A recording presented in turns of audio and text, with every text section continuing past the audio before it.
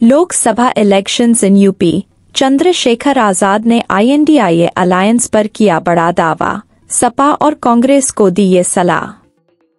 लोकसभा चुनाव 2024 को लेकर आजाद समाज पार्टी के नेता चंद्रशेखर आजाद ने कहा है कि हम सरकार को मजबूर करेंगे कि वह जनता की मांगे माने। को लेकर बने INDIA अलायंस पर आजाद समाज पार्टी के नेता चंद्रशेखर ने बड़ा दावा किया है। उन्होंने कहा है कि सिर्फ गठबंधन बनने से चुनाव नहीं जीत सकते हैं, उसके लिए जमीन पर जाना पड़ता है। मेरी पार्टी नगीना लोकसभा सीट पर जमीन पर काम कर रही है। प्रत्याशियों का ऐलान पहले करना होता है और जातीय समीकरणों का भी ध्यान रखना होता है। चंद्रशेखर ने कहा कि इस बार बीजेपी का दांत खट्टे होंगे।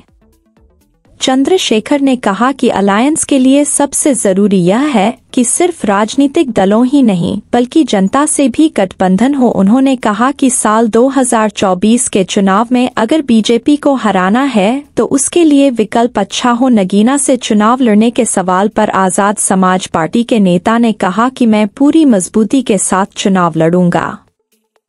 जिताओ प्रत्याशियों को दें टिकट। चंद्रशेखर इंडिया अलायंस में शामिल होने के सवाल पर चंद्रशेखर ने कहा कि मैं ये कह रहा हूं कि अलायंस अगर पार्टियों का होगा तो बात आगे नहीं बढ़ेगी। जनता से भी अलायंस जरूरी है।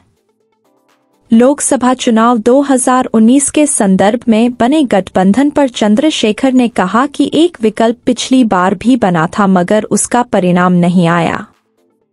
उन्होंने कहा कि जिस तरह से बीजेपी जमीन पर है उसके मुकाबले कांग्रेस और सपा जमीनी स्तर पर एक्टिव नहीं है।